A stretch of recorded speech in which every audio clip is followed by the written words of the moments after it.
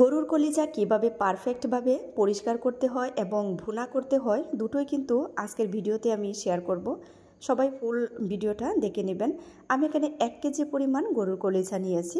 কলিজাটাকে প্রথমে আমি গরম পানির ভাপে 5 থেকে 7 মিনিটের মতো জাল করে নেব, মানে এটাকে সেদ্ধ করে নেব। আর এতে করে গরুর কলিজার মধ্যে কিন্তু প্রচুর পরিমাণে রক্ত থাকে, সেই রক্তটা কিন্তু বের হয়ে যাবে।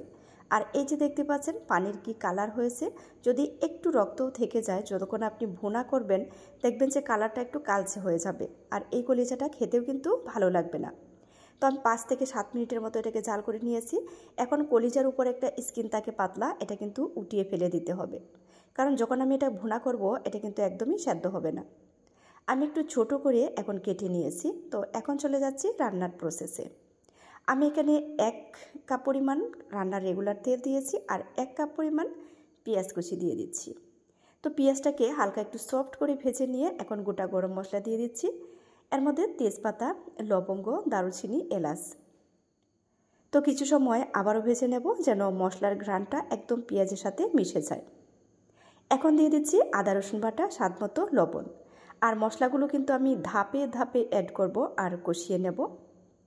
অনেক সময় দেখা যায় কলিজাটা যদি আপনি সঠিকভাবে ভুনা করতে না পারেন, কলিজা থেকে ভাজে একটা গন্ধ আসে। তো সেম রেসিপিতে কিন্তু আপনারা যখন কলিজা ভুনা করবেন কোনো রকম বাজে গন্ধ আসবে না। সামান্য পানি দিয়ে দিয়েছি যেন মশলাটা পুড়ে না যায়।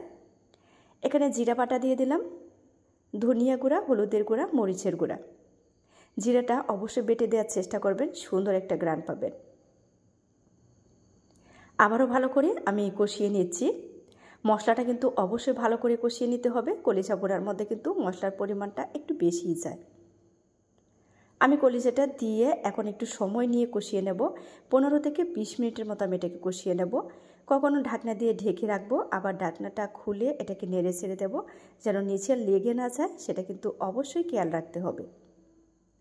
চুলার তাপটা একটু কম করে রাখতে হবে। কলিজাটাকে কিন্তু অবশ্যই খুব ভালো করে একটু লং টাইম নিয়ে কষিয়ে নিতে হবে মশলার সাথে। তো কলিজাটা কিন্তু আমি কষিয়ে নিয়েছি অলরেডি, আর দেখতেই পাচ্ছেন কালারটা কতটা সুন্দর হয়েছে। এর মধ্যে কোনো রকমের কোনো কালচে ভাব নেই, একদম লালচে একটা কালার হয়েছে। তো কলিজাটা যদি আপনি সঠিকভাবে পরিষ্কার করে এভাবে রান্নাটা করে নেন তাহলে কলিজাটা খেতেও কিন্তু অনেক বেশি মজার হবে। তো আমি কিন্তু রান্নার একদম শেষের দিকে চলে আসছি। কয়েকটা কাঁচামরিচ দিয়ে দিলাম, কাঁচামরিচের একটা ঘ্রাণ আছে সেটাও চলে আসবে, আর হালকা একটু ঝালও হবে। তো দেখতেই পাচ্ছেন গ্রেভিটা কিন্তু অনেকটাই ঘন হয়ে গেছে। যখন আমি চুলা থেকে নামিয়ে নেব তখন কিন্তু এটা আরও একটু ঘন হয়ে যাবে। তো আমার রান্নাটা কিন্তু ফাইনালি কমপ্লিট। তো রেসিপি কেমন লাগলো অবশ্যই কমেন্টের মাধ্যমে জানিয়ে দেবেন প্লিজ। আর ফ্রেন্ডস অ্যান্ড ফ্যামিলির সাথে শেয়ার করতে ভুলবেন না। তো সবাই ভালো থাকবেন, আজ বিদায় নিচ্ছি। আল্লাহ হাফিজ।